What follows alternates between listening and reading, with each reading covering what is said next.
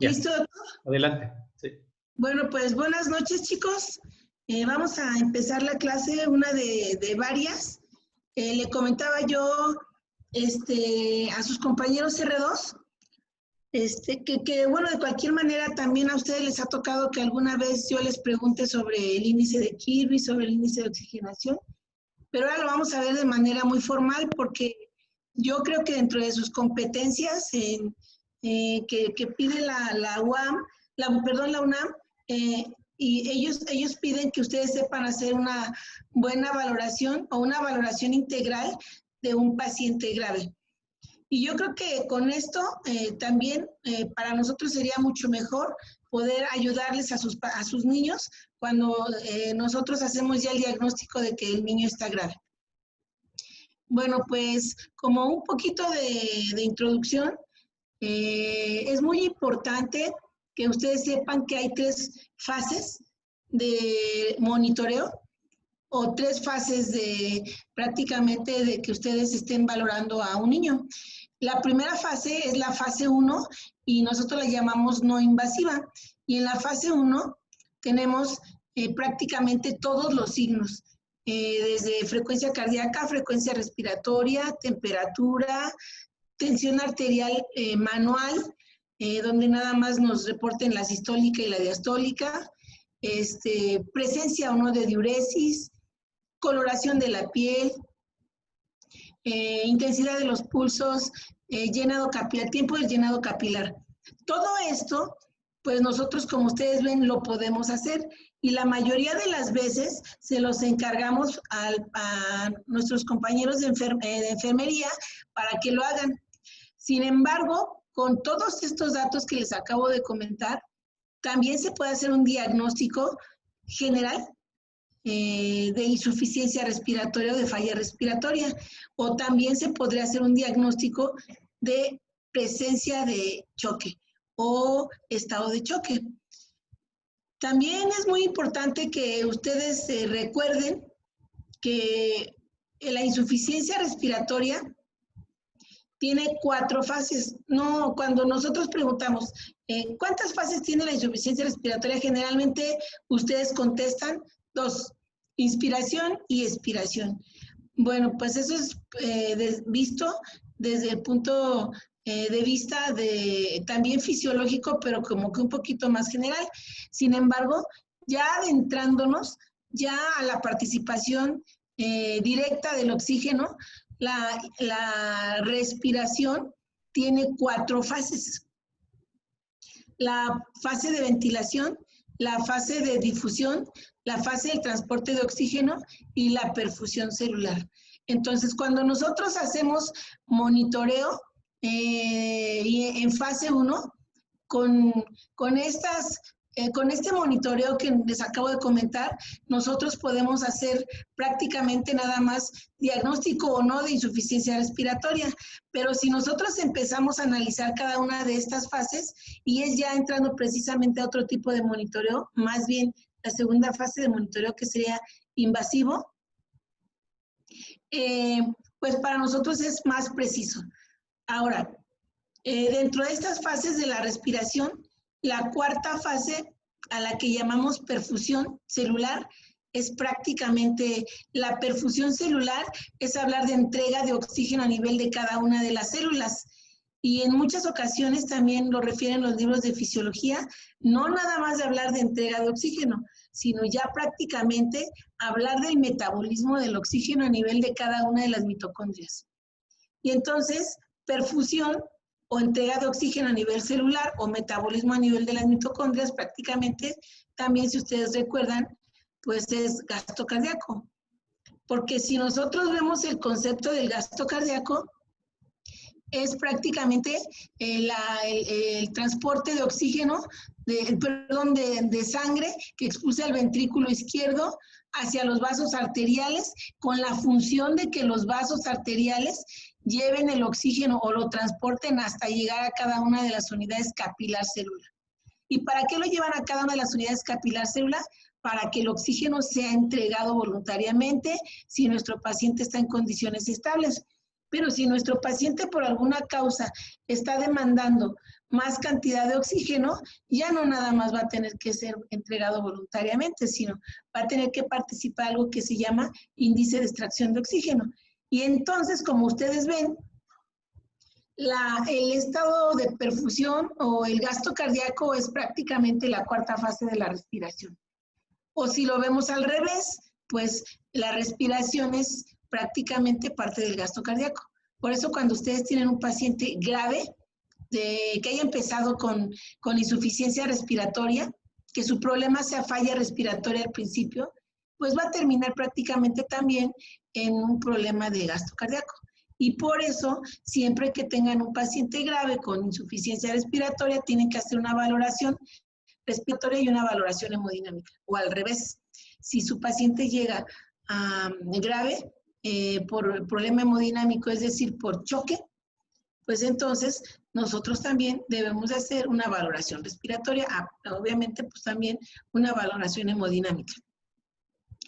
Por eso es muy importante que nosotros veamos las fases de la respiración. Ahora, también cuando ya no es suficiente el monitoreo no invasivo, cuando ya no es suficiente que hagamos nada más el diagnóstico de insuficiencia respiratoria, pues entonces ahora sí tenemos que ver con detalle en qué parte de nuestras fases de la respiración tenemos el problema que nos está condicionando insuficiencia respiratoria. Porque de ello depende específicamente el tratamiento que le vamos a dar a nuestro niño grave. Y si nosotros lo hacemos mal, si nosotros lo vemos general, podemos equivocarnos y además podemos hacer que el niño empeore por darle un mal tratamiento. Entonces, es por eso que cuando ya no es suficiente los signos o cuando ya no es suficiente la fase 1 de monitorización, entonces tenemos que entrar a la fase 2. Y la fase 2 es ya prácticamente un monitoreo invasivo. Y precisamente dentro de los primeros participantes del monitoreo invasivo es tomar una gasometría arterial y más adelante pues una gasometría venosa. Entonces, cuando nosotros tomamos una gasometría arterial, de allí en adelante, de aquí en adelante nosotros ya no vamos a poder decir, mira doctora, le tomé una gasometría arterial y tiene PaO2 de tanto. No, ahora nosotros ya vamos a analizarlo. ¿En qué fase de la respiración está el problema del paciente? Con una gasometría arterial. Y cuando nuestro paciente ya tenga estado de choque, entonces va a ser necesario poner un catéter venoso central que llegue mínimo a la aurícula derecha para que nosotros podamos también hacer una valoración hemodinámica. Y digo mínimo en la aurícula derecha porque lo correcto sería el catéter exacto en la arteria pulmonar. Sin embargo, no hay manera de que de primera instancia se pueda poner un catéter y dirigirlo hasta la arteria pulmonar o enclavarlo hasta la arteria pulmonar. Para eso, pues, se necesitarían ya aspectos hemodinámicos, ayuda en aspectos de hemodinamia. Y entonces, ya entrando ahora sí en materia, ya tomando una gasometría arterial, entonces es que nosotros vamos a analizar los índices respiratorios. A ver, permítanme.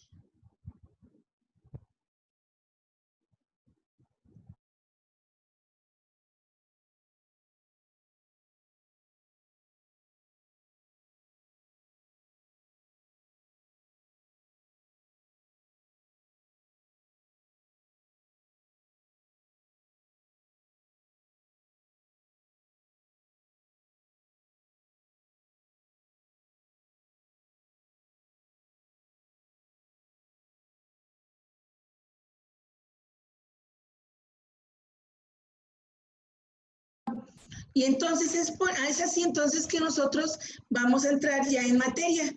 Y entonces, ahora sí del tema. Vamos entonces a empezar con un poquito de fisiología respiratoria.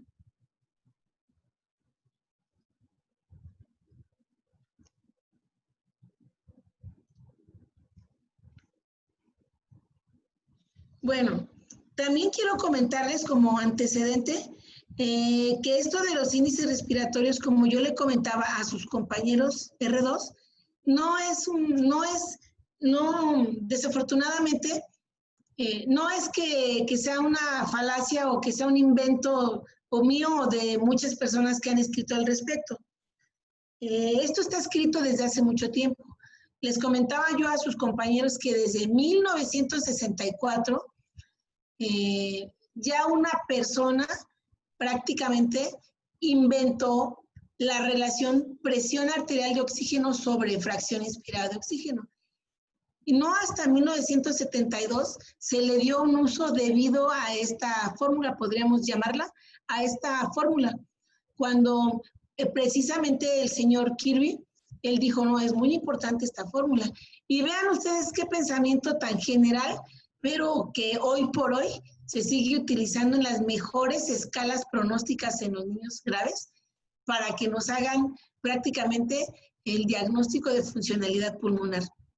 Porque la persona que inventó la fórmula de la presión arterial de oxígeno sobre fracción inspirada de oxígeno, él dijo de manera muy general, a ver, yo solamente quiero saber del oxígeno que le doy en fracción inspirada, cuánto llega a cada uno de los capilares. Y entonces eso va a ser la presión arterial de oxígeno. Y así se quedó. Sin embargo, el señor Kirby, él sí fue más específico. Todavía como 8 años después, él dijo, no, pues qué interesante, porque ahora con esta fórmula yo me puedo dar cuenta de la funcionalidad casi exacta a nivel pulmonar.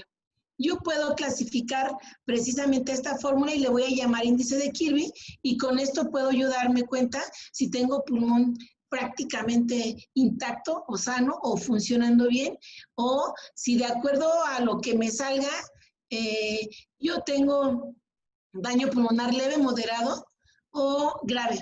Y yo les recomiendo que para que vean específicamente el índice de Kirby y me puedan ustedes preguntar allá en el centro médico, vean precisamente algunos artículos que escribimos en la revista de Medigraphics, específicamente en la revista del Residente, en 2016, un compañero y yo, y uno de ellos se llama índice de Kirby, el otro se llama valoración respiratoria durante la guardia, y es precisamente lo que vamos a dar de clase ahorita. Y entonces fue así como se clasificó el daño pulmonar leve, moderado y grave, que como yo les comentaba, hasta el día de hoy es un índice muy importante para como pronóstico prácticamente dentro de las escalas de disfunción multiorgánica. Y conforme ha pasado el tiempo, pues se han venido agregando otros índices que la verdad hemos subestimado, que no les hemos dado la importancia debida. Por ejemplo, el gradiente alveolar arterial de oxígeno, que se saca con una gasometría arterial y del cual vamos a hablar más al rato. Y ya más adelante, pues se han utilizado más índices que de los que podemos hablar más adelante o específicamente en otro tema después, pero que estos índices nos ayudan ya más específicamente en el tema de hoy a hacer diagnóstico de falla pulmonar. Hasta hoy en día también que ya tenemos prácticamente el índice de oxigenación. Sin embargo, el índice de oxigenación no supera al índice de Kirby, ni al gradiente alveolar arterial de oxígeno, ni a la presión alveolar de oxígeno. Ninguno de todos los índices lo supera. ¿Por qué? Porque el índice de Kirby es un índice con muy pocos componentes, que además es muy preciso. Y bueno, pues también hay artículos muy importantes escritos al respecto sobre cada uno de los índices respiratorios. Este es un ejemplo de un artículo de índices de oxigenación, y yo presento siempre este ejemplo porque los neonatólogos no creen en los índices de oxigenación, no creen indispensable tomar una gasometría arterial a un neonato y poder hacer el diagnóstico de falla a nivel de la ventilación, a nivel de la difusión, a nivel del transporte de oxígeno. Y vean cómo artículos muy sencillos sobre muchos índices respiratorios se relacionaron en este artículo con las enfermedades que condicionan insuficiencia respiratoria en el neonato. Solamente se los estoy poniendo como ejemplo. Les comento también que en el Centro Médico, en el Hospital de Pediatría del Centro Médico Nacional Siglo XXI, la doctora Alma Rebeca Mota hizo hace algunos años su tesis en precisamente índices respiratorios en el recién nacido. Y alguno de ustedes que esté escuchando pues esta clase dirá, ay doctora, pues en realidad lo que ustedes hicieron fue copiar los índices respiratorios y prácticamente relacionarlos con las enfermedades respiratorias más frecuentes del recién nacido, pero pues copiaron el otro artículo. Y yo les soy sincera, pues sí es cierto. Nosotros lo que queríamos, éramos novatos en aquel entonces, seguimos siendo novatos, pero éramos más novatos, y lo que queríamos era compararlo, pero hacerlo personalmente nosotros. Y de este artículo vamos a hablar más adelante, pero como ustedes verán, hay algunos médicos del Hospital de Pediatría del Centro Médico Nacional Siglo XXI, y mi compañero es directamente el que escribió este artículo, con el que veo el taller de interpretación de gases precisamente, el doctor Horacio Márquez González, y creo que a ustedes R3 sí les tocó conocerlo como 08. Ya entrando entonces ya en materia, entonces a nosotros nos interesa aprender, el objetivo de esta plática es aprender de manera directa cómo nos vamos a ayudar para poder saber específicamente cuál es la falla o cuál fase está fallando de la respiración que nos condiciona insuficiencia respiratoria en este momento. Entonces, otra vez, dentro de las fases de la respiración existen 4 fases de la respiración: la ventilación, la difusión, el transporte de oxígeno y a nivel de cada una de las unidades capilar celular, la perfusión celular.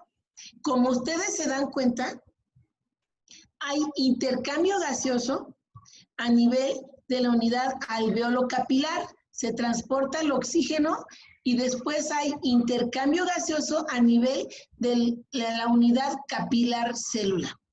A nivel de la unidad alveolo capilar se transporta oxígeno, se intercambia oxígeno, por eso se llama intercambio gaseoso, a nivel alveolar hacia los capilares, y por cada molécula de oxígeno que se intercambia, se libera 0.83 de molécula de CO2, y entonces la sangre sale rica en oxígeno.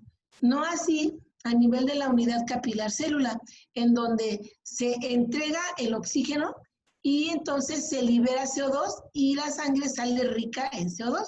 Y obviamente, una vez que la sangre sale y que otra vez llega a nivel de los capilares, esta sangre entonces vuelve a transportarse, llega a la aurícula derecha y es enviada prácticamente a nivel pulmonar otra vez, y a nivel pulmonar o a nivel de las unidades alveolo-capilares se entrega otra vez el oxígeno de los alveolos a los capilares y se regresa el CO2 para que salga por las vías respiratorias superiores. Entonces, como ustedes ven, esto es prácticamente de todo lo que va a tratar nuestro tema. Ahora veamos. Sabemos que hay 4 fases de la respiración: ventilación, difusión, transporte de oxígeno y perfusión celular. Y entonces ustedes van a decir, la doctora repetía y repetía y repetía las fases de la respiración. Pero se trata de que terminando este tema, ustedes lo sepan y de verdad lo hayan entendido y comprendido y se les quede grabado, y ya sea poco lo que se vayan a buscar en los artículos que yo les comento. Entonces, ahora veamos. A la fase de la ventilación la va a interpretar la presión alveolar de oxígeno. A la fase de la difusión la va a interpretar el gradiente alveolo arterial de oxígeno. En la fase del transporte de oxígeno lo va a interpretar el contenido arterial de oxígeno cuando se transporta el oxígeno en vasos arteriales, y el contenido venoso de oxígeno cuando se transporta el oxígeno en los vasos venosos. Y a la fase de la perfusión celular la van a interpretar primero las diferencias arteriovenosas de oxígeno. Y cuando nosotros calculemos las diferencias arteriovenosas de oxígeno, hago un paréntesis, de ahora en adelante la A mayúscula va a ser alveolar y la A minúscula va a ser arterial, entonces aquí es alveolo arterial. Y la B mayúscula va a ser consumo de oxígeno y la B minúscula va a ser venoso. Entonces, ahora de aquí en adelante de eso trata nuestra clase, de que nosotros sepamos cómo calcular cada uno de estos índices: presión alveolar de oxígeno, gradiente alveolar arterial de oxígeno, transporte de oxígeno con el contenido arterial y venoso de oxígeno, y diferencias arteriovenosas de oxígeno.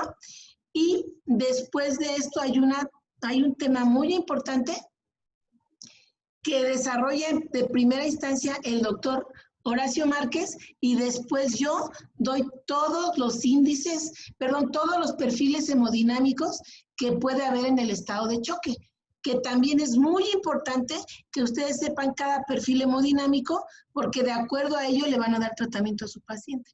No se van a equivocar, porque allí es analizar prácticamente el gasto cardíaco, porque recuerden que gasto cardíaco bajo es prácticamente estado de choque, o al revés, el estado de choque es un gasto cardíaco bajo. Y los componentes del gasto cardíaco son precarga, contractilidad y poscarga. Y entonces nosotros tenemos que saber acercarnos para cómo hacerle para conocer los perfiles hemodinámicos, precisamente para ver dónde vamos a dar el tratamiento, si en la precarga, en la contractilidad, en la poscarga. Pues este tema es un tema muy amplio que también vamos a tratar de, si el doctor Villasís nos da permiso, aunque no sean las horas de sus clases oficiales, podemos, si también ustedes tienen interés, seguir viendo clases o sábados o domingos, pero ya extras para que ustedes se igualen a lo que tenemos que saber todos para poder estar valorando a los niños graves que ustedes tienen en todos los pisos. Y que si ustedes hacen buenos diagnósticos, nos van a adelantar los tratamientos a la gente de terapia intensiva, o lo otro, van a poder manejar a sus pacientes y a lo mejor solamente nos van a pedir un consejo a nosotros. Entonces, veamos. De aquí en adelante, pues vamos a conocer lo que se llama el camino del oxígeno. El camino del oxígeno es precisamente cómo vamos a ver a esos índices respiratorios, y es precisamente porque vamos a recorrer todo lo que recorre el oxígeno. Si ustedes recuerdan, el oxígeno viene de nivel atmosférico y llega hasta el nivel de las vías respiratorias superiores, vías respiratorias inferiores, llega a nivel de cada uno de los alvéolos y precisamente en la barrera alvéolo capilar o alvéolo arterial, también sería un término correcto, es donde se lleva a cabo el intercambio gaseoso, y cada vez que el oxígeno va recorriendo su camino, se va quedando menos oxígeno, de manera que sigue el transporte de oxígeno, las diferencias arteriovenosas de oxígeno hasta acá, después llega el oxígeno a nivel de las mitocondrias y se lleva a cabo el metabolismo del oxígeno para entregar energía. Entonces, vamos a hablar precisamente del camino del oxígeno. Vamos a hablar de los índices respiratorios en el camino del oxígeno, donde va a estar la presión alveolar de oxígeno, que quedamos que es prácticamente a nivel de la ventilación, el gradiente alveolar arterial de oxígeno, el transporte de oxígeno y la perfusión celular. Ahora, entrando en materia, vamos a hablar de la primera fase de la respiración, que es la ventilación. Es muy importante que antes de hablar de la fórmula, veamos algunos detalles. Como comentábamos al principio, la respiración no nada más es la inspiración y la expiración, es prácticamente hablar de un complejo coordinado de comunicación para que todos, desde el centro respiratorio hasta los músculos respiratorios, la caja torácica, la permeabilidad de la vía aérea y hasta cada uno de los alvéolos, permitan que en una inspiración entre una mezcla de gases que lleva oxígeno, específicamente el 21% de oxígeno. Ahora, si nosotros tenemos integridad del sistema nervioso central, específicamente del centro respiratorio, o si nosotros tenemos integridad de los músculos respiratorios, o integridad de la caja torácica, y en esta parte, o integridad de las raíces o terminaciones nerviosas, pues nosotros vamos a tener una buena participación en la inspiración. Si tenemos una vía aérea permeable que permita que entre toda la mezcla de gases, también vamos a tener una buena participación en la inspiración y en la expiración. Y ya cuando llega el oxígeno a cada uno de los alvéolos, si los alvéolos están íntegros e intactos, pues van a tener buena distensibilidad y buena confianza, y entonces se van a poder abrir como los globos de manera fácil y se van a poder colapsar o sacar el aire como los globitos de manera fácil. Entonces, si hay permeabilidad de todos estos componentes, va a haber una buena inspiración, es decir, va a haber una buena ventilación. Pero si por algún detalle el centro respiratorio está con edema, por ejemplo, porque hay edema cerebral, por alguna causa, o el centro respiratorio está presionado porque hay un tumor en el sistema nervioso central y lo está apachurrando, o algunos medicamentos deprimieron al centro respiratorio como los anestésicos o como los sedantes, pues el centro respiratorio va a perder funcionalidad y entonces va a ser una mala señal y entonces va a haber una mala ventilación y entonces vamos a hablar de hipoventilación. Esto solamente es como parte de lo que ahorita vamos a ver de nuestra fórmula. Entonces veamos. La ventilación es el proceso de transportar el aire inspirado de la atmósfera hasta los alvéolos. Vean, desde la nariz hasta las vías respiratorias superiores, las vías respiratorias inferiores y los bronquiolos y cada uno de los bronquiolos terminales o hasta llegar a cada uno de los alvéolos. Eso es la ventilación. Ya quedamos de qué depende la ventilación, de una buena coordinación de los componentes antes mencionados. También es muy importante que en este momento conozcamos o hagamos énfasis en la presión del vapor de agua. La presión de vapor de agua ejerce una resistencia a la entrada del aire en las vías aéreas superiores e inferiores. Entonces, como ustedes verán, cuando entra el aire por la nariz, desde la nariz hay una mucosa. Desde la nariz hasta las vías respiratorias superiores, hasta las vías respiratorias inferiores, todo está revestido de una mucosa.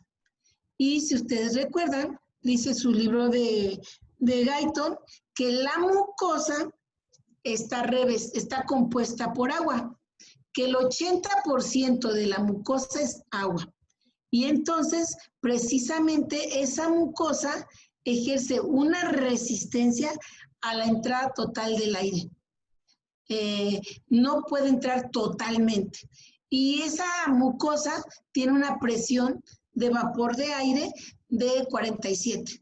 Entonces, ese 47 se va a restar a la presión barométrica, porque si no, pues entraría directamente la presión barométrica. También es muy importante que recordemos que a mayor altura hay menor presión. Por ejemplo, antes les comentaba a sus compañeros, si viviéramos por allá, por Perú, por Bolivia, donde hay lugares muy, pero muy altos, pues entonces seríamos personas acostumbradas a tener poco oxígeno, a mantenernos con poco oxígeno. Sin embargo, si vivimos a nivel del mar, nosotros debemos de tener una buena cantidad de oxígeno. Y ahí entra en juego otros componentes de los que podemos hablar más adelante, que es la afinidad del oxígeno por la hemoglobina, al revés de la hemoglobina por el oxígeno. Y entonces, a menor altura, pues mayor presión de oxígeno. Ahora veamos. Quedamos que a la ventilación la va a representar la fórmula de la presión alveolar de oxígeno. Entonces, dentro de los componentes importantes de la fórmula de la presión alveolar de oxígeno, el primero pues está la presión barométrica.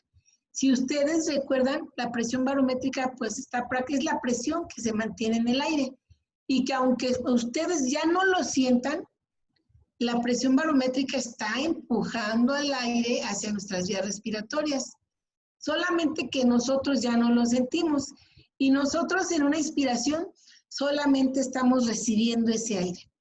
Y comentamos ahorita que la presión barométrica es variable dependiendo de la altura.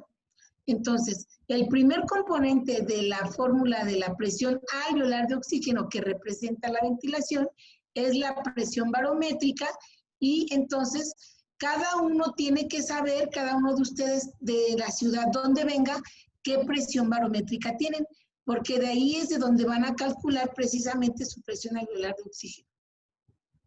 Y le vamos a restar la presión de agua, porque ya quedamos que las mucosas de manera íntegra, o sea, sin que tengan patología, ejercen una resistencia a la entrada total de la mezcla de gases o del oxígeno, porque si nosotros tuviéramos unas vías respiratorias con una superficie lisa como la mesa, entonces entraría toda la presión barométrica, pero no es así. Como tenemos la mucosa, no entra todo. Entonces, por eso lo restamos, para que nos quede prácticamente lo que entra. Y lo multiplicamos por la fracción inspirada de oxígeno. Y entonces aquí dice que es fracción, por lo tanto, es punto, si de manera normal entra 21% de oxígeno, y nosotros estamos hablando de la fracción inspirada de oxígeno, es 0.21, ya no sería por ciento, ya sería 0.21. Todo esto es una operación al que se le tiene que restar la presión de CO2. ¿Por qué se tiene que restar la presión de CO2? Porque nosotros solamente queremos saber la presión de oxígeno, porque la presión de oxígeno es la que nos mantiene abiertos a cada uno de los alvéolos. Ahora entonces, ¿qué es la presión alveolar de oxígeno? De manera muy sencilla, la presión alveolar de oxígeno es la presión que se necesita para mantener abiertos cada uno de los alvéolos.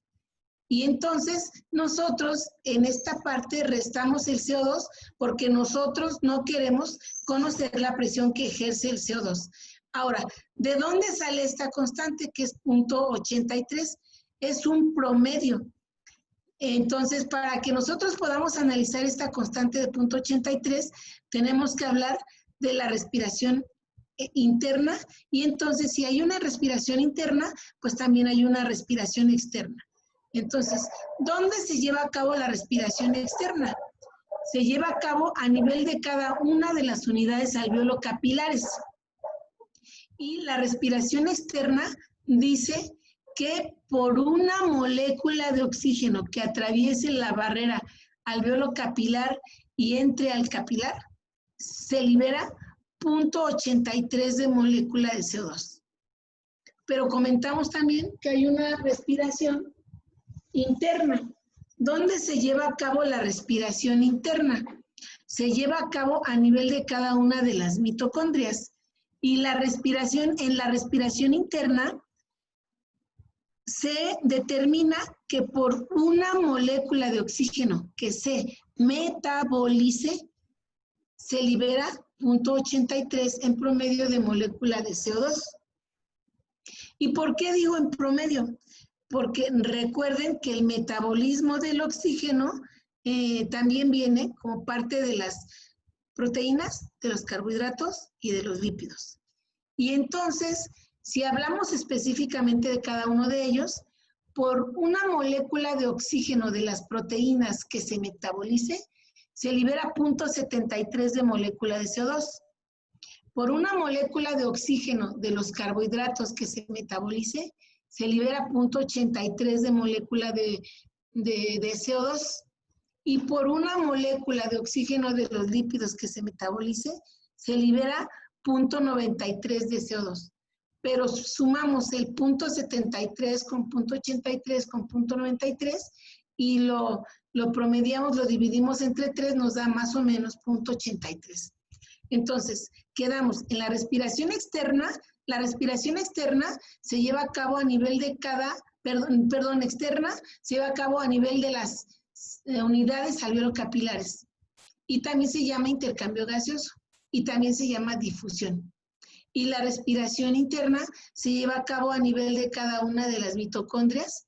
Y si ustedes lo leen en el West de Fisiología Respiratoria, también es llamado índice de recambio respiratorio. Finalmente, a esto, al CO2 sobre 0.83, se le llama cociente respiratorio. ¿Y por qué lo dividimos entre 0.83? Pues porque si nosotros tomamos una gasometría arterial, conocemos el CO2 de la gasometría arterial, pero pues nosotros queremos calcular el CO2 alveolar y entonces sabemos que del CO2 que hay arterial, a cada uno de los alveolos llega de ese total 0.83. Por eso se divide el CO2 arterial entre 0.83 porque sabemos que es lo que se recambia. Y entonces esos son los componentes de la fórmula de la presión alveolar de oxígeno, en donde PV es presión barométrica, FiO2 quedamos que es prácticamente la fracción inspirada de oxígeno, presión de vapor de agua ya quedamos porque está determinada, y el 0.83 es a lo que llamamos cociente respiratorio y lo que utilizan mucho los fisiólogos, sobre todo cuando se libera el CO2, como para ver el consumo de CO2 y también el consumo, indirectamente el consumo de oxígeno, y con calorimetría indirecta pues se puede medir el consumo de oxígeno y de allí sacar el gasto cardíaco y conocer el gasto cardíaco, y hasta podríamos hacer una valoración hemodinámica con calorimetría indirecta. Bueno, entonces, si ya hablando específicamente de la fórmula de la presión alveolar de oxígeno, si sustituimos los componentes de la fórmula a nivel del mar, entonces nosotros sabemos que la presión barométrica a nivel del mar es de 760 y que la presión de vapor de agua es constante y que es de 47 milímetros de mercurio. Y que todo esto se multiplica por 0.21 porque es lo normal que necesitamos de oxígeno para poder llevar a cabo nuestras funciones y nuestro metabolismo sin que tengamos alguna demanda extra. Todo esto quedamos por menos el cociente respiratorio, que es 40, porque 40 es normal de CO2 en promedio sobre 0.83. Si ustedes tienen una calculadora a la mano, ustedes van a ver que entonces la presión alveolar de oxígeno a nivel del mar es de 99.73, es decir, de 100 milímetros de mercurio. Si nosotros pongamos de ejemplo la Ciudad de México, nosotros sustituimos cada uno de nuestros componentes de la fórmula, sabemos que tenemos 587 de presión barométrica a nivel de la Ciudad de México, por menos 47 de presión de vapor de agua, por 0.21, todo esto restado por el cociente respiratorio y nos da 63. Entonces, ¿cuánto es lo normal de presión alveolar de oxígeno? Lo normal de presión alveolar de oxígeno es de 60 a 100. Y entonces, ¿de qué depende que sea de 60 hasta 100? Depende de la altura sobre el nivel del mar. Entonces, los que vivimos en la Ciudad de México, que es uno de los lugares más altos de aquí, de toda la República Mexicana, pues vamos, si nos sale una presión alveolar de oxígeno de 60, pues estamos bien. Pero los que viven a nivel del mar, pues necesitan una presión alveolar de oxígeno mínimo de 80 a 100 milímetros de mercurio. ¿Cómo se interpreta? Bueno, nosotros quedamos que para que haya una buena ventilación, necesita haber integridad del centro respiratorio, integridad de las raíces o terminaciones nerviosas, permeabilidad de la vía aérea e integridad de la caja torácica, integridad a nivel de cada uno, aunque esta es parte menos participación como componente, pero también integridad de a nivel alveolar. Ahora veamos. Cuando nosotros por alguna causa de estas hay depresión, disminuye la ventilación. Si disminuye la ventilación, hay mayor presión alveolar de oxígeno. Ahora veamos, entonces, si aumenta la presión alveolar de oxígeno, por cada vez que aumenta más la presión alveolar de oxígeno, quiere decir que está disminuyendo la ventilación. Causas, todas estas: depresión del centro respiratorio, inflamación o rompimiento de las raíces o terminaciones nerviosas, obstrucción de la vía aérea, alteraciones de la caja torácica. Va otra vez. Mientras más disminuya la ventilación, más aumenta la presión alveolar de oxígeno. ¿Por qué? Porque tendríamos que dar más oxígeno para que llegue hasta allá adentro, para que se mantengan abiertos los alvéolos, para que después de eso se lleve a cabo la difusión.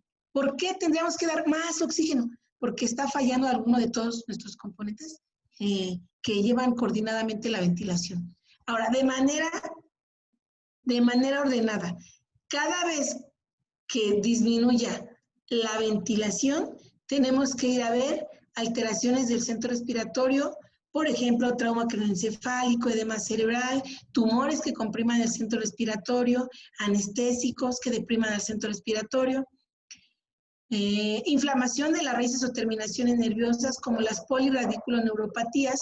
Hoy en día la más frecuente es Guillain-Barré, alteraciones de la vía aérea, obstrucción de la vía aérea, traqueonebronquitis, por ejemplo, en nuestros pacientes con síndrome de distrés respiratorio agudo, en la terapia intensiva, pues aparte de que hay alteración importante de la ventilación, también hay alteración de la ventilación, no nada más está alterada la difusión, también está alterada la ventilación.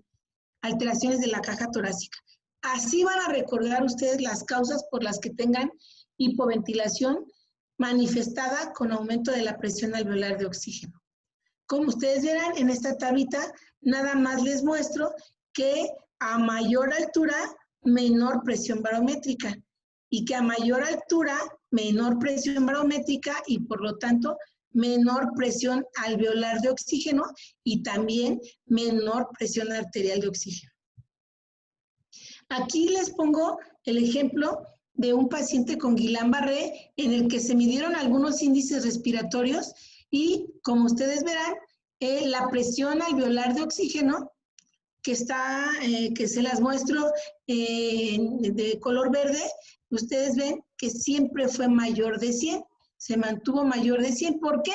Pues porque había inflamación de las raíces o terminaciones nerviosas y estas, aunque se les mandara un buen impulso del centro respiratorio, no lo podían llevar a los músculos respiratorios y entonces no podía haber una buena ventilación.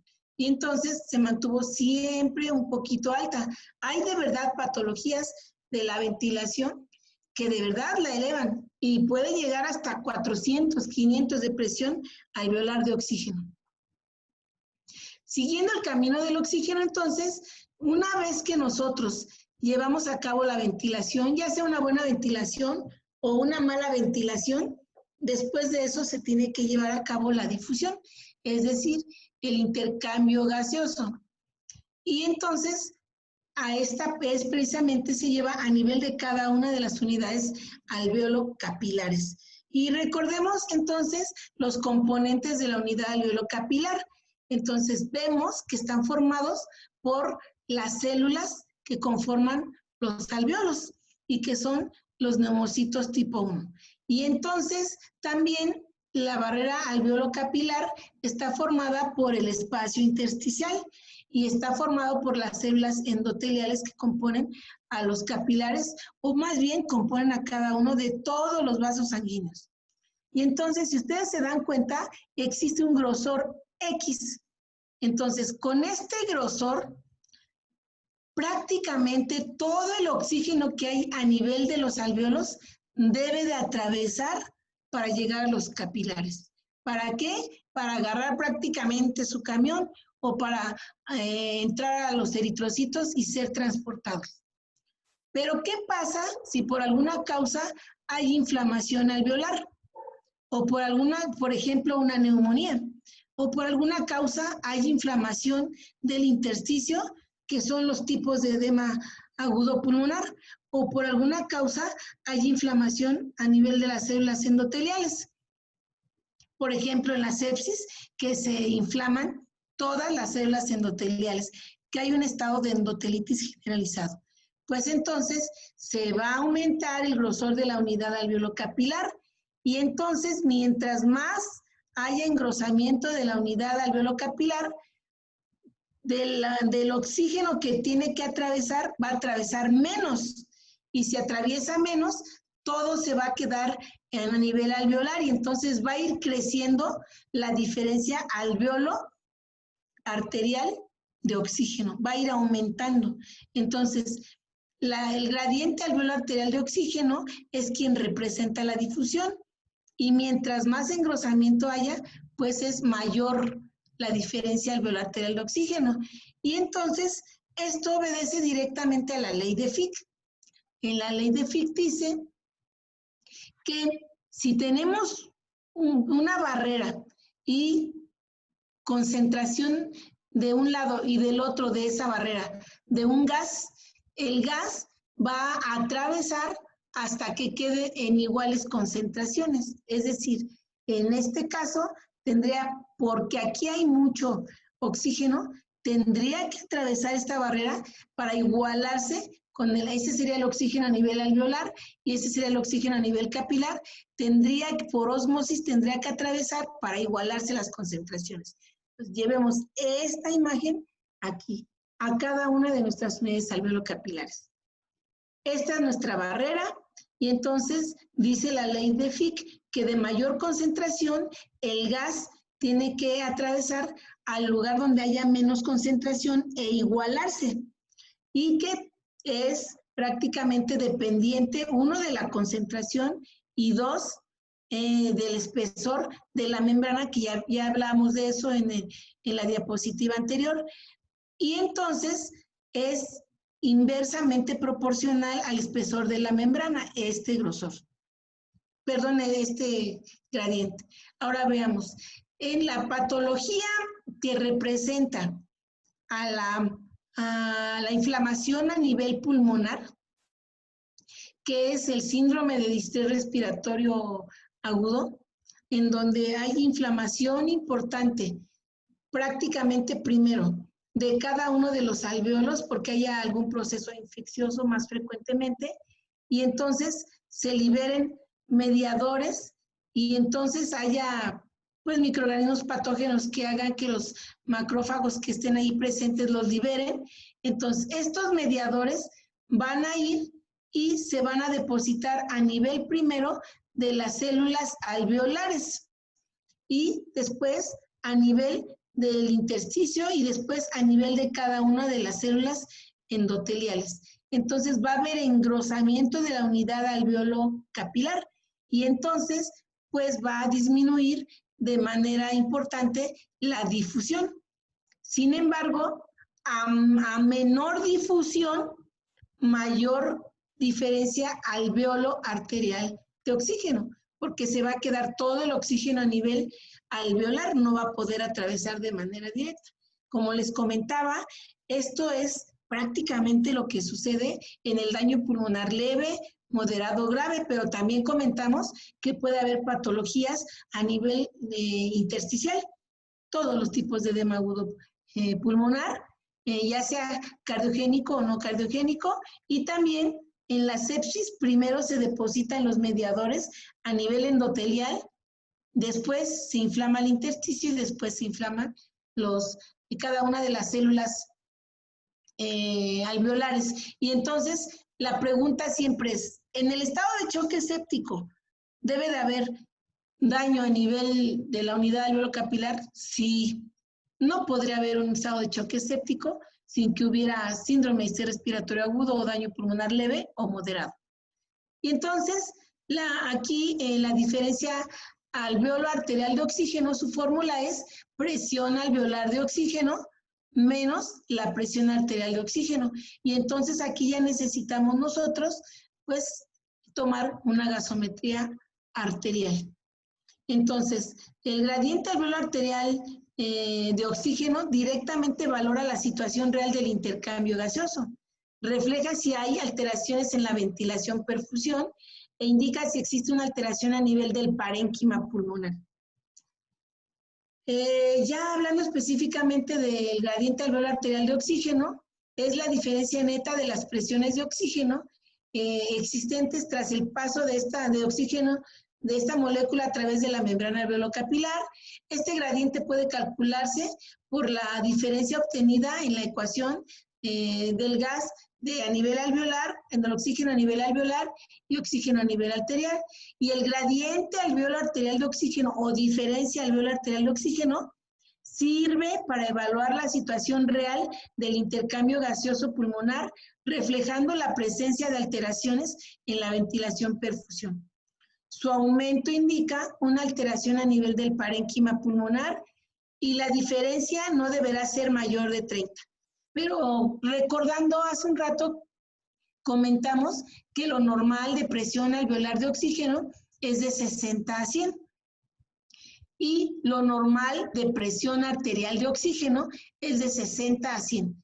Como ustedes verán, casi todo el oxígeno tiene que atravesar de los alveolos a los capilares. No debería de haber diferencia. Pero se admite o se toma como normal una diferencia que no sea mayor de 30 milímetros de mercurio. Causas de incremento de la presión alveolar arterial de oxígeno, todo lo que afecte directamente al parénquima pulmonar. Y como les comentaba, puede ser desde daño pulmonar leve, moderado o grave por diferentes causas de este daño pulmonar. Y entonces, si los enumeramos esas causas ya más específicos por enfermedades, son las neumonías, nos causan inflamación a nivel de las células alveolares, inhalación de humo, broncoaspiración, casi ahogamiento, neumotórax, atelectasias, tumores a nivel pulmonar, derrame pleural. Es decir, enfermedades que aumenten el grosor de la membrana alveolo-capilar. Es precisamente esta imagen la que se deben de grabar. A mayor grosor de la unidad alveolo-capilar, entonces se incrementa la diferencia alveolo arterial de oxígeno. Se va quedando el oxígeno a nivel alveolar y muy poco a nivel arterial. Va aumentando esa diferencia. Y obviamente, pues estos defectos se pueden corregir con administración de oxígeno a altas concentraciones. Entonces, a mayor gradiente alveolar arterial de oxígeno, menor difusión, o al revés. Cuando disminuye la difusión, a menor difusión, mayor gradiente alveolar arterial de oxígeno. El gradiente alveolar arterial de oxígeno es muy importante y se ha utilizado en algunos algoritmos, sobre todo en el tema de la insuficiencia respiratoria. Y estos algoritmos, de verdad, dentro del gradiente alveolar arterial de oxígeno, de verdad que los ayuda a que diferencien si la patología pulmonar, la patología respiratoria que tengan ustedes frente a ustedes, sea de problema pulmonar o sea de problema de ventilación. Les va a hacer la diferencia. Por ejemplo, en este artículo, donde viene este algoritmo, que por ahí tengo el artículo y se los puedo mandar si alguno de ustedes me lo pide.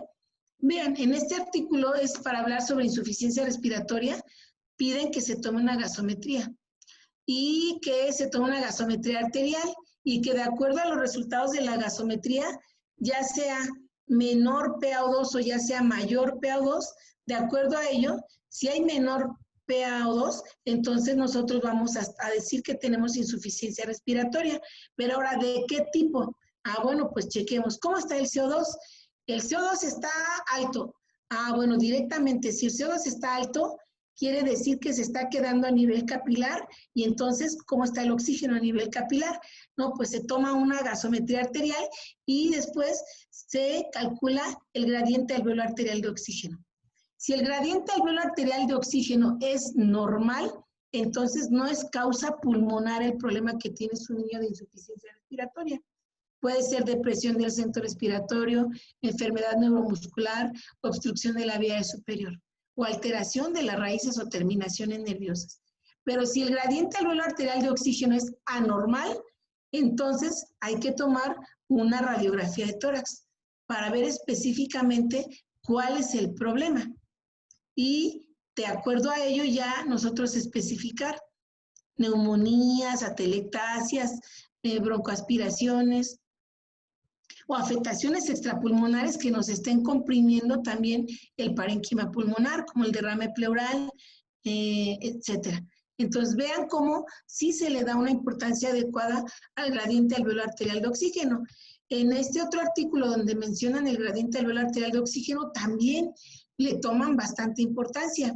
Y es precisamente para que nosotros veamos si de verdad existe hipoxemia o prácticamente para los cardiólogos, si de verdad hay resultado o no resultado cuando se administra oxígeno.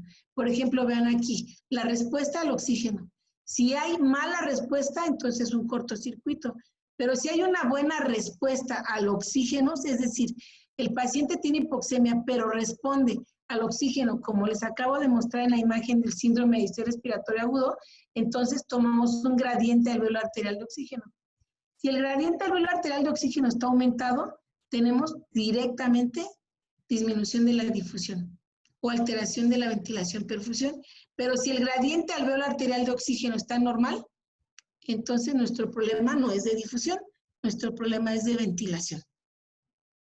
Y en este cuadrito, pues nada más les relaciono, o sea, existe una relación de las características diferenciales entre los distintos mecanismos fisiopatológicos implicados en la insuficiencia respiratoria. Como ustedes verán, el gradiente alveolar arterial, ¿cómo va a estar en la disminución de la presión inspiratoria de oxígeno, que es parte de la fórmula de la presión alveolar de oxígeno? Va a estar normal. ¿Cómo va a estar el gradiente alveolar arterial de oxígeno en la hipoventilación alveolar? Normal.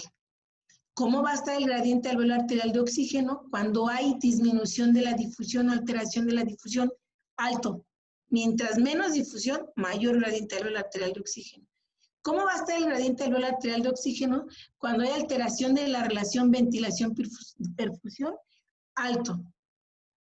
¿Y cómo va a estar el gradiente alveolar arterial de oxígeno si hay circuito de derecha a izquierda? Alto. También aquí ven la relación prácticamente de la presión arterial de oxígeno relacionado a los mecanismos fisiopatológicos de la insuficiencia respiratoria. Y les vuelvo a comentar el artículo que al principio les mostré, en donde se escribió precisamente de una tesis de la doctora Alma Mota en el Hospital de Pediatría del Centro Médico Nacional Siglo XXI, en donde se hicieron diferencias gasométricas y ventilatorias en los neonatos con las principales enfermedades respiratorias relacionadas a neonatos. Y en este artículo hubo muy buenos resultados. En este artículo se mostró que el gradiente alveolar arterial de oxígeno es el que más representa el daño pulmonar y el que más representa a las enfermedades a nivel respiratorio. Por ejemplo, la relacionada principalmente fue la enfermedad de membrana hialina, con un gradiente alveolar arterial de oxígeno alto. En realidad fueron muy buenos resultados, por eso se publicó. Ahora veamos, espero que tengan una calculadora a la mano y su cuaderno.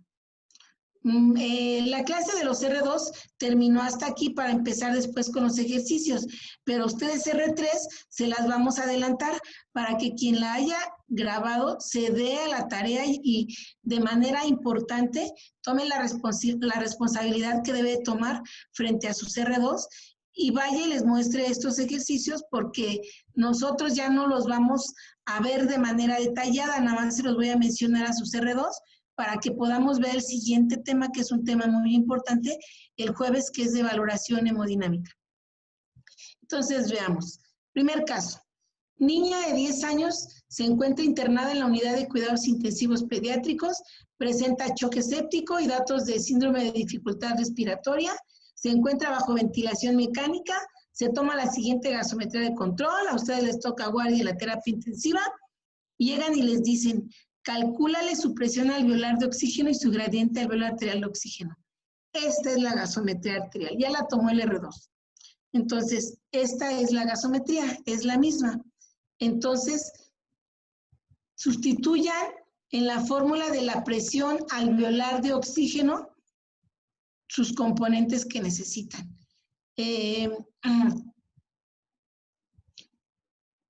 Entonces, pueden ustedes hablar por si tienen dudas o pueden levantar la mano el que calcule primero la presión alveolar de oxígeno.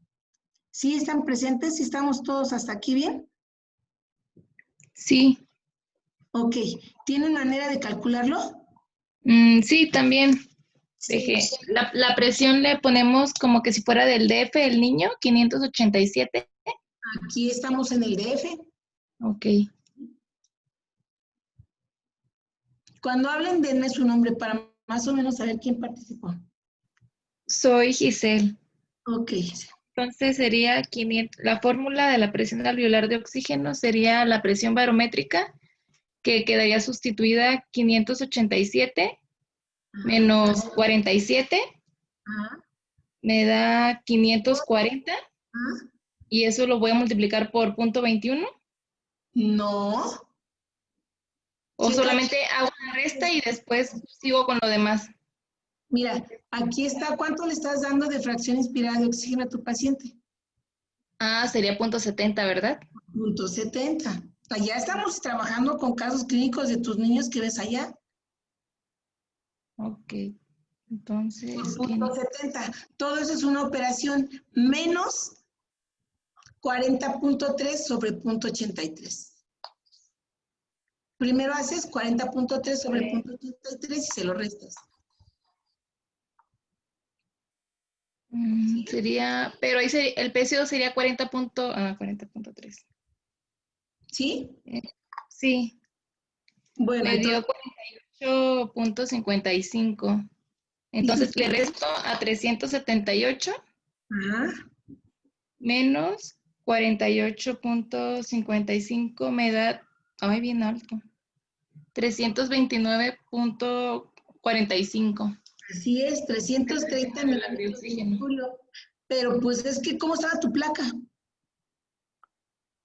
Pues muy, pero con mucho daño pulmonar.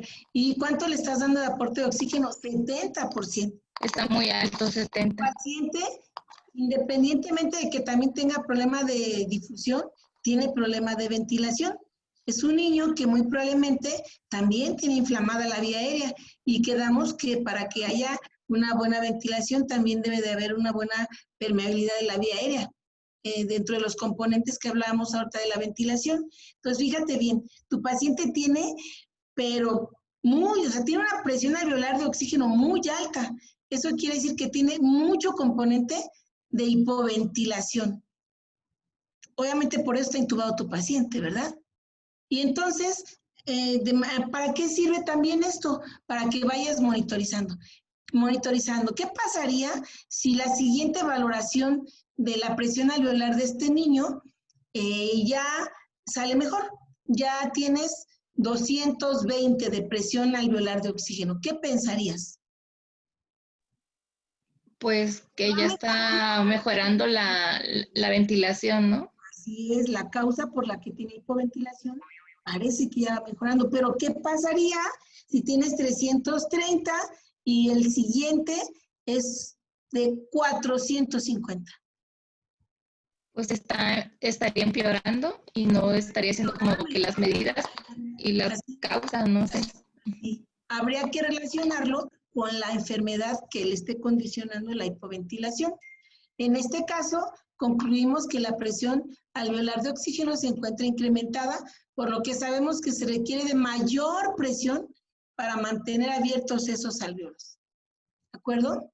Ahora, a este mismo niño, calcúlale el gradiente alveolo arterial de oxígeno. ¿Te acuerdas cuánto tenía de presión arterial de oxígeno? 82.4.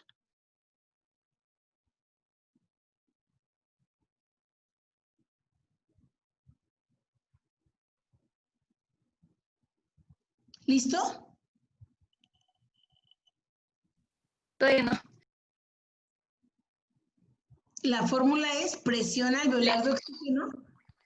Le dejo ahí entonces 330 el valor. Ajá.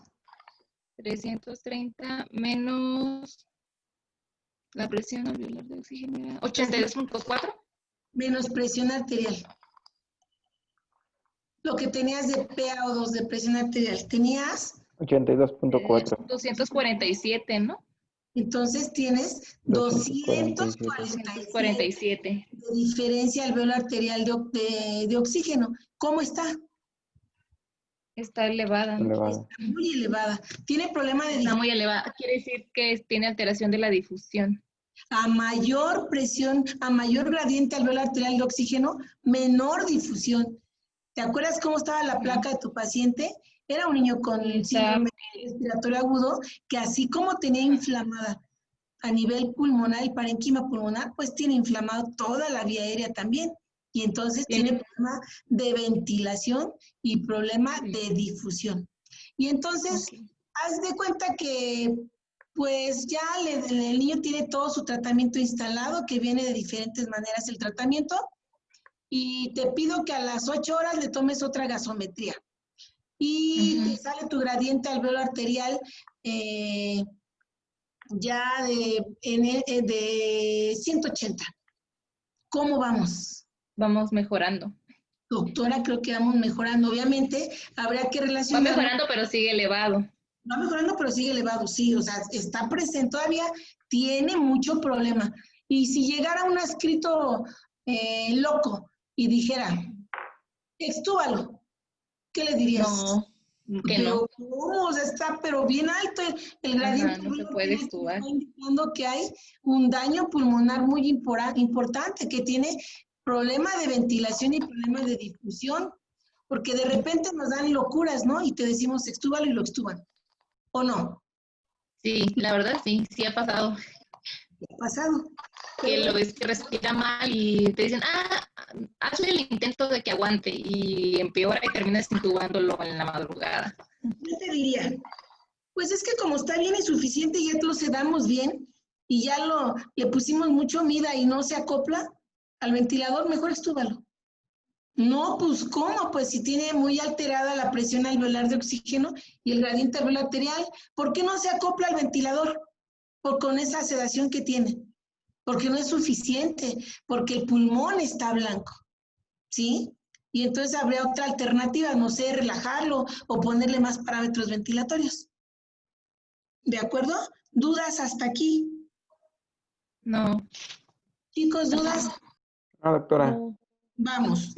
Entonces, en el caso clínico que acabamos de ver, entonces nuestras conclusiones son, el gradiente alveolar arterial también se encuentra incrementado. Esto quiere decir que también hay alteración de la unidad alveolo-capilar. En este caso sería un síndrome de distrés respiratorio agudo que impide la adecuada difusión y ventilación de oxígeno. ¿De acuerdo? ¿De acuerdo? Sí, doctora. Ok.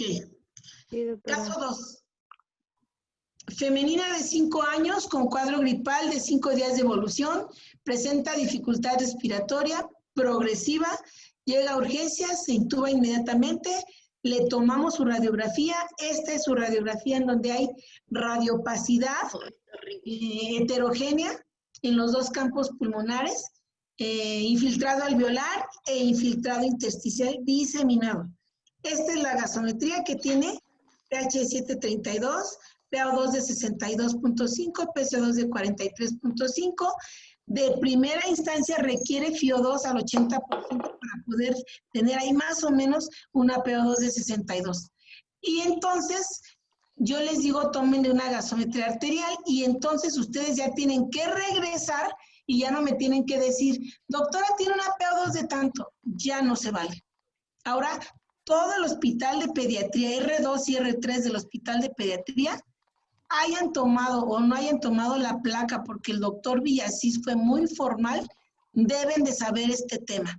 Ya no se vale que lleguen y me enseñen la PaO2. Me tienen que decir cómo está la presión alveolar de oxígeno y cómo está el gradiente alveolar arterial de oxígeno, y si tiene uno previo, compararlo con el previo. Y seguramente mientras yo estoy hable y hable, ustedes ya están calculando la presión alveolar de oxígeno y el gradiente alveolar arterial de oxígeno. 378. Y la presión alveolar de oxígeno, 383. Así más o menos, 379, 383 más o menos. ¿Cómo está? Menos. Elevada. Está elevada. ¿Causa? La insuficiencia respiratoria que tiene el problema. No, pues sí, tiene su insuficiencia Ajá. respiratoria, pero fíjense bien, si repasamos nuestras causas, Por hipoventilación. por trauma craneoencefálico, Ah, ¿sería por trauma craneoencefálico? No. Pues no, ¿por qué quedamos que tenía la niña? Le dio un cuadro gripal. Y tiene un cuadro gripal de 5 Por días. alteraciones de las raíces o Puede ser. terminaciones nerviosas, Tampoco. tampoco. Por alteración de la caja torácica, tampoco. no ¿Por hay. qué fue? Porque no hay Por el permeabilidad. proceso infeccioso. Debe de tener inflamada la vía aérea, ¿de acuerdo? La placa está blanca, no nada más se inflama el parénquima pulmonar, se inflaman también los bronquiolos terminales, los bronquiolos principales. ¿Y cómo salió su gradiente alveolar arterial de oxígeno? En 315. Salió alto. Alto. 320. Altísimo. ¿Va de acuerdo con la radiografía de su paciente y su dificultad respiratoria con la que llegó? Sí, ¿no? Sí. ¿Sí? A ver, veamos entonces. En este caso, causas por las que se incremente el gradiente alveolar arterial de oxígeno de esta paciente. También les Por el mando proceso infeccioso. causas. La La neumonía, ¿no? neumonía. Que le condicionó inflamación alveolar, intersticial y endotelial. O sea, inflamación de la unidad alveolo-capilar. ¿De acuerdo? Y si con este paciente lo pasamos a terapia intensiva y luego lo van a ver ustedes y ven que tiene una presión alveolar de oxígeno de 450 con un gradiente alveolar arterial de oxígeno de 400, ¿cómo va su paciente? Empeorando. Empeorando, seguramente todavía no le hacen efecto los antibióticos o si le pusieron esteroide, etcétera. ¿De acuerdo? Pero ¿qué tal si ustedes lo ingresaron el viernes y el lunes van a verlo a la terapia intensiva y ya tiene una presión alveolar de oxígeno de 120 y un gradiente alveolar, no, una presión alveolar de oxígeno de 150 y un gradiente alveolar arterial de oxígeno de 80? ¿Cómo vamos? Mejorando. Mucho mejor. Ahí va. Súper bien. De repente llega una escrita en la noche y les pregunta cómo está el último gradiente alveolar arterial de oxígeno y ustedes dicen, está en 45, doctora. Y el niño está despierto, no tiene sedación y entonces dice la escrita, ¿lo extubamos? ¿Permitirían ustedes que se extubara? Pues sí, ¿no? Ya está casi lo normal. Ahí ya como que más convencidos, pues sí. No llegamos a 30, pero ya no está en 400. ¿Sí? ¿Sí o no? Sí. Sí, doctora. Va. Sí. Caso 3. Y estos casos son sacados pues de los que ven diario ustedes. Niño de 12 años con diagnóstico de leucemia, recibe L-asparaginasa, inicia con dolor abdominal, dificultad respiratoria, llega a urgencias y se intuba inmediatamente. Obviamente, pues este niño hizo una pancreatitis. Como ustedes verán, se intuba inmediatamente, le toma una radiografía y se ve blanco el abdomen, es decir, inflamado. Y además se ven blancas las bases. Y entonces eso quiere decir que la inflamación abdominal está inflamando pues a nivel pulmonar por continuidad. Se intuba y le tomamos esta gasometría. pH 734 con PO2 de 50, PCO2 de 50 y FIO2 al 100% necesita para tener FIO2 al 100% para tener PO2 de 50. O sea, ¿ustedes se imaginan cómo está este paciente?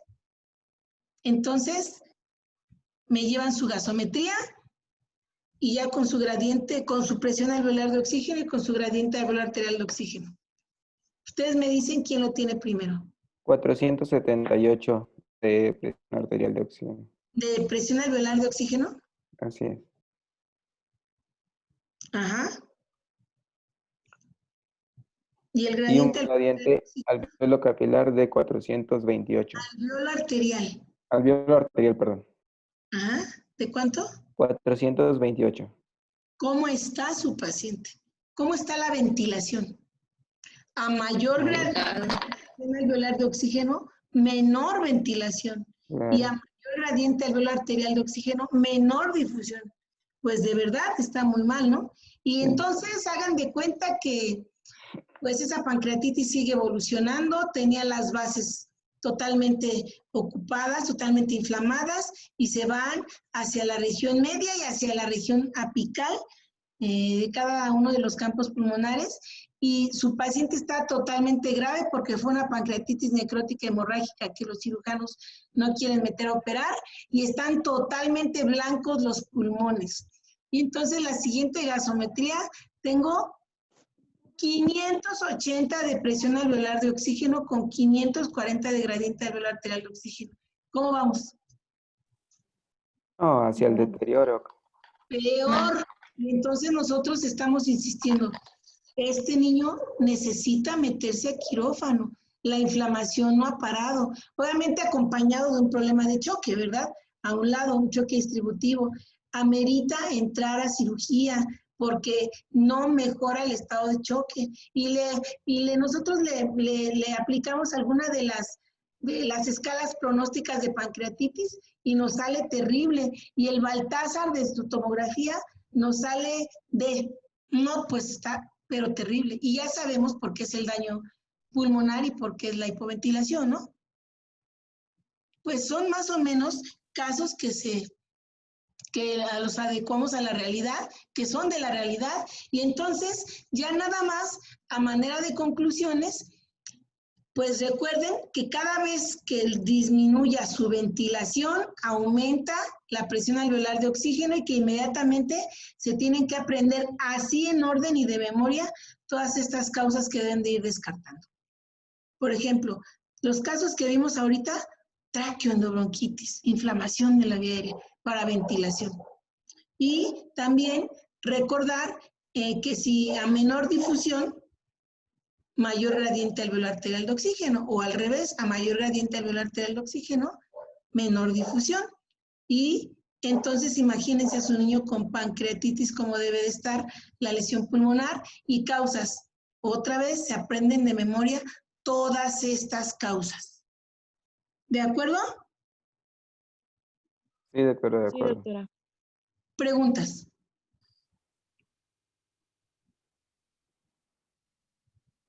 ¿Preguntas? ¿Ninguna? ¿Todo bien? Doctora, ¿por qué puso ahí en la última diapositiva que la diferencia alveolo arterial de oxígeno 100 a 60 y abajo 30? O sea, 100 a 60 se va a considerar normal también. Es Ajá. que es 100 de PaO2 menos 60 de 100 de presión alveolar de oxígeno menos 60 de presión arterial de oxígeno, más o menos nos da de 30 a 40 el resultado. Ah, ya. Ah, ¿Sí? ok. No, sí, ya, doctora, gracias. Miren, yo la verdad le agradezco mucho al doctor Villasís que me esté dando la oportunidad de darles estas clases. A mí también me dijo la doctora Ibarra, yo me imagino que ya se puso de acuerdo con el doctor Villasís, que a lo mejor no está escuchando, que también les iba a dar el tema de síndrome de distrés respiratorio agudo, y no me acuerdo qué otro tema.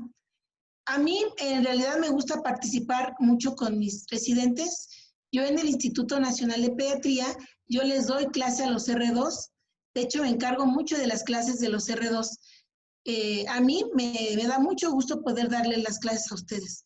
Como ustedes ven, no es fácil llegar en la noche, encontrarlos a ustedes todos cansados, porque la verdad ya están bien cansados. A veces ni han comido, ni siquiera a veces han desayunado, no han comido, para que como que yo me quisiera sentar a darles una clase. Y a veces los pacientes están tan graves que ustedes han visto cómo nos fletamos noches enteras corriendo. Entonces, a mí esta oportunidad que me está dando el doctor, pues yo sí pienso aprovecharla. Yo con gusto les doy las clases, de las clases que van relacionadas a su POEM, doctor. poco a poco. Ahora, también sé perfectamente que ustedes tienen un programa y que ese programa apenas alcanzan a cubrirlo todo y que pues tampoco podemos extendernos porque tampoco quiero que los R2 y los R3 sean intensivistas, pero por lo menos sí que salgan bien preparados. También les recuerdo que están ustedes en el Centro Médico Nacional Siglo XXI, que a mi manera de ver es el mejor hospital del IMSS a nivel de la República Mexicana. Y que ustedes tienen que ser el reflejo de su hospital cuando salgan. Y que entonces a donde vayan a trabajar deben de ser los mejores. Y pues si el doctor nos permite, coordinados con él, dar clases extra programa para que ustedes se igualen, lo podemos hacer. Mireya, yo te agradezco mucho la disposición que tienes y sí, creo que depende también de ellos como residentes, que de alguna manera aprovechen esta oportunidad que tú les das para, con toda esta disposición y a mí me agrada mucho que tengas esas ganas de apoyarlos. Y por supuesto, yo voy a platicar con ellos y vamos a, si ellos están en la mejor disposición, si ellos quieren, podemos hacer más sesiones y nos ponemos de acuerdo en qué horario para que se acomode más al tiempo que tú te lo dispones. Sí, pero, a mí, doctor, que se estén dando por así las clases por en línea, a mí me parece perfecto. Ya no tengo que desplazarme hasta el centro médico, ya no tengo que quedarme allá, ya puedo venir y